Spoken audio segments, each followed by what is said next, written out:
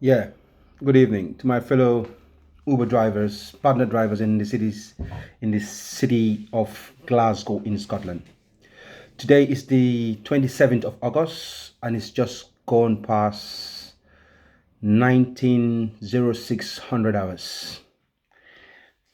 I'm here to bring you some updates regarding Uber, what is anticipating and what is just learned from the past. So what I'm going to start with is this. Uber's biggest strength that it thought like it was gonna be globally dominating the world has become its weakness. You know, put it in hindsight, when you become so powerful that you think you can hit everyone, you can fight everyone in the ring and you can defeat them. All of a sudden you kind of realize your strength is causing you trouble, is learning you into jail, and you can't progress as you thought you're going to progress. That's what's happening to Uber right now. So the strength that they use, the search, dynamic search pricing, they call it the dynamic search pricing. Yeah, which means it uses algorithms and figures and numbers and, in order to determine what's going to happen. Per se, that's what they say, but I don't believe in it. Me personally, I don't believe in it. All right. So that's their trouble right now. It's causing them a lot of trouble because they come to realize a lot of the drivers are chasing it and it's not progressing their business. Instead, it's hindering the progress of Uber's business. And now this is what Uber wants to do now. Uber's planning things. And I'm thinking I should bring this today. I should bring this to my fellow drivers and tell them. So be ready for it.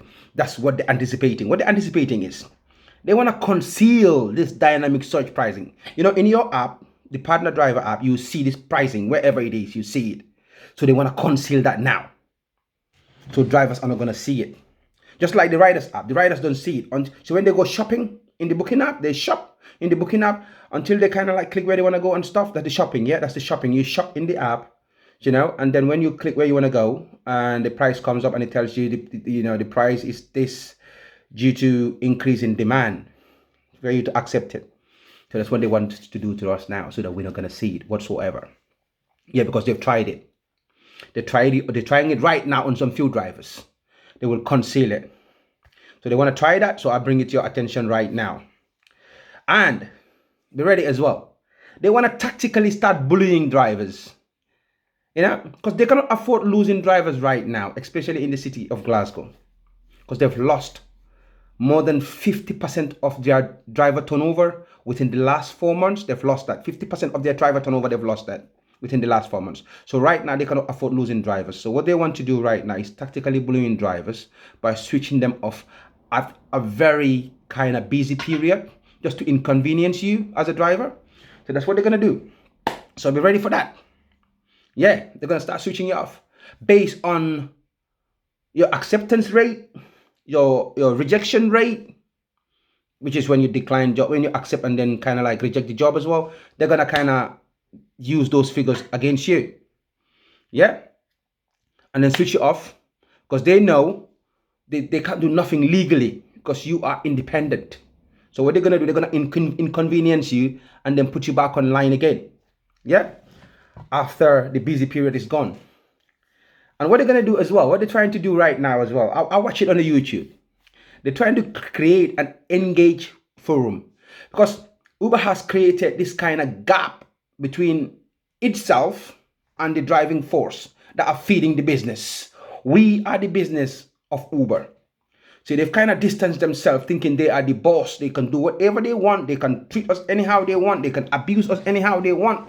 So now they kind of realize, no, that's not possible. We can't do this to these people. We have to bridge the gap. So, but the gap bridging is hypocritical. It's hypocritical. Because now that they've realized the drivers are being smart, they're not killing themselves. They're maximizing their time and maximizing their earnings. They said, okay, let's try and bridge the gap. How do they bridge the gap now? They try to employ some few people who have never been drivers. They've never sat behind the wheel.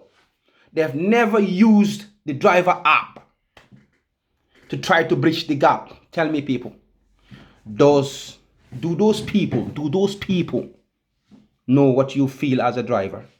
Do they know what you see every day? Do they know what you experience day in, day out? No.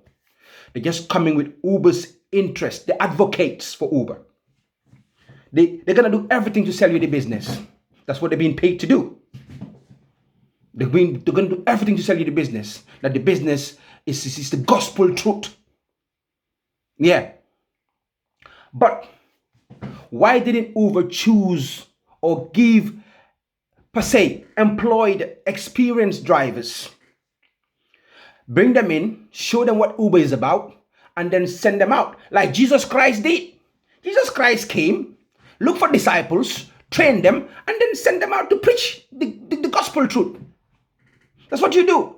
You bring in drivers, let them know what exactly is happening in the business. Yeah. Let them believe in your business. And when they go to sell this gospel truth to their fellow drivers, they'll say, I was a driver. I didn't believe in them. But now I believe in them because I've seen how things are working. And this is the truth. And I think this is what you have to do. But you got to employ people who've never been drivers to bring them to engage drivers. What's the engagement? I believe it's kind of like just hypocritical. Uber's realized it's losing. Uber's realized it cannot carry on like this. Uber's realized the cash cow is becoming a problem child and they have to do everything to fix it. And this is one of the problems of fixing it. So ready for that. The Engage is going on. And I watch on YouTube, they said the Engage has been going on for about 6 months, which is not the truth. The Engage has just been existing about 3 months. So they're lying to you in every way possible. And when you look at the team in London, it's just the drivers that are on their site that have been kind of like, praising Uber and running for Uber, and Uber's giving them all the good jobs and kind of like giving them all the bonuses and stuff, you know what I mean? And robbing their back. So they call those drivers on the forum. But rebels like us, they're not going to call us, never. Because when they call people like me, it's not going to be easy. Because me, I represent the drivers in my own right. I'm not elected as a representative for any driver. In my own right, I represent the drivers and I represent justice. That's what I stand for. That's why I'm doing what I'm doing. But if they call people like me, they aren't going to hear what they're like. So they're never going to call people like us or me personally. Because they know we are going to tell them the reality, how the business is running and how the business is not kind of like meeting the kind of like the drivers' demand or what the drivers are anticipating. All right. So be ready for that as well. The Engage as well. Yeah. And Uber's going to do another thing as well. They're going to slowly, because they know a lot of the drivers are looking into the Riders app. You see the Riders app? A lot of drivers are looking into the Riders app to see how many cars are in the area and stuff. See the Riders app? They're going to slow the pace of the Riders app. That even when a car gets a job, it's not going to go off the Riders app immediately. It's going to take about up to a minute before it disappears off the system. And even if the driver gets a job, it can still stay on the system until when you pick up and you drive away, it can still be on the system. Just to fool the system and to fool the drivers that there are cars in the area. They're going to do that as well. That's what they're going to do as well, to fool you. Because they know you look at the Riders app, you think there's no car, there's going to be search. And obviously, there should be search if it's based on supply and demand. All right? So that's what's going to happen, people. So I just thought, let me just bring this to your attention and let you know. Yeah? And they're really struggling right now. They're really struggling right now with kind of like driver demands. They've lost a lot of drivers, and I think the main issue is Uber don't know how to manage the business. They think taxi business is just like a cash cow. Drivers are fools. They don't know anything. You can just come and ride them. Whilst they don't know, a lot of us are graduates. A lot of us know how to run a business. A lot of us can read the figures of a business and then make predictions and then make forecasts and know what's happening. You know what I mean? And when you get people like that, you don't mess with them because they know what's going to happen. They know how you're struggling. They know how you're suffering. They know what your future is like. You know, because every business, you need creditors. You know what I mean? And when you have these creditors, they're on your neck. And now you have creditors, you have shareholders with Uber as well. The creditors, they want their money. If not, they will liquidate you. If they don't get what they anticipate, they can liquidate you. Yeah. And the shareholders are there as well. So the shareholders are there as well. They want a good return as well. If they don't have the return for their investment, because when people are buying shares, they don't give you all the money. They don't give you all the money. They don't, for instance, buy 1,000 shares and then pay you for instance, a share, let's say, is, for instance, per se, £40 per share. They don't give you all the £40. Yeah, they don't. They're going to give you half of it probably and then hold on to the other half until what you say on your share manifesto. is fulfilled, then they come and give you the other half. So if it's not met, then you're not gonna get the rest of the money. So that's what's gonna happen. So Uber's struggling right now. So it's gonna do everything with outside its own powers to control you as drivers, believe me. So be ready for this. So I just told them just give you some updates.